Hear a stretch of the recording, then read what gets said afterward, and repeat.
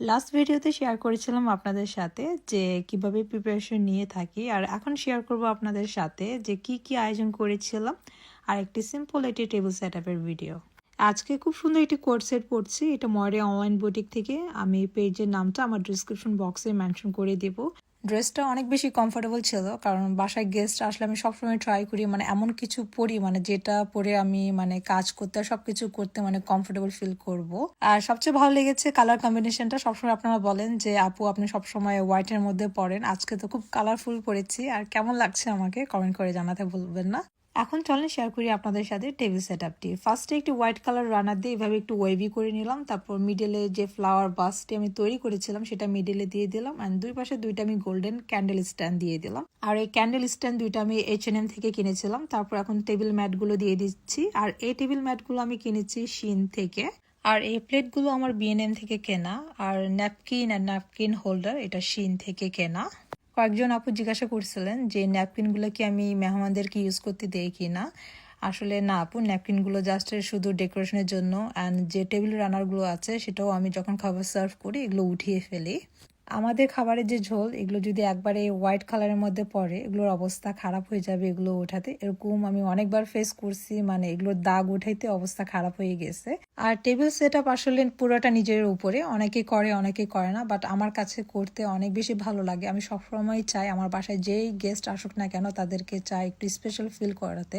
কারণ আমাদের বাসায় তো দেশের বাইরে যারা থাকি সচরাচর তো আমাদের বাসায় মেহমান আসলে আসে না, আমরা যদি ইনভাইট না করি খুবই কম আসে, বছরে হয়তো বা 2-3 বার। তাই চাই যে তারা যখনই আসুক না কেন তাদেরকে ওয়েলকামিংটা আমি খুব ভালোভাবে করতে চাই, এটা আমার নিজের ভালো লাগা থেকে।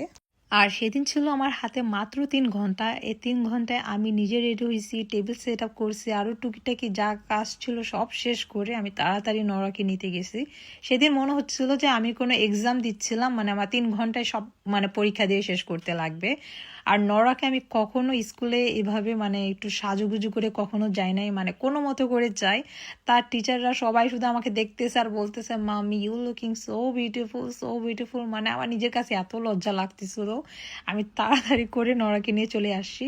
তারপরে তো বাসায় এসে নরাকে খাইয়ে দেন ওকে রেডি করলাম। সামহাও নরা আর আমি একদম ম্যাচিং হয়ে গেছি।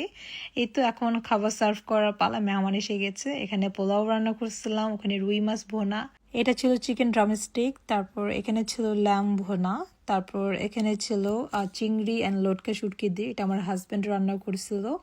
এটা কোন এলাকার খাবার আমি নিজেও জানি না। আর এখানে ছিল লতি দিয়ে চিংড়ি মাছ, আর এখানে ছিল আচারি বেগুন, আর তার সাথে ছিল এখানে সালাদ। এখানে খুব বেশি একটা আইটেম ছিল না, একা হাতে যতটুকু পেরেছি করেছিলাম। বাট আমি যখন অন্য কারো ভিডিও দেখি যে মেহমানদের জন্য রান্না করেছে, তারা এত এত আইটেম করে যে কিভাবে একা হাতে এত কিছু করে।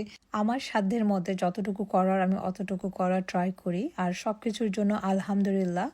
আর এটা ছিল বিকালের নাস্তা। এখানে রসমালাই ছিল, ওই পাশে ছিল বিস্কিট, আর এই পাশে ছিল মিক্স মিষ্টি। আর এই ছিল আপনাদের সাথে আজকের মতো একটা ভিডিও। ভালো থাকবেন সবাই।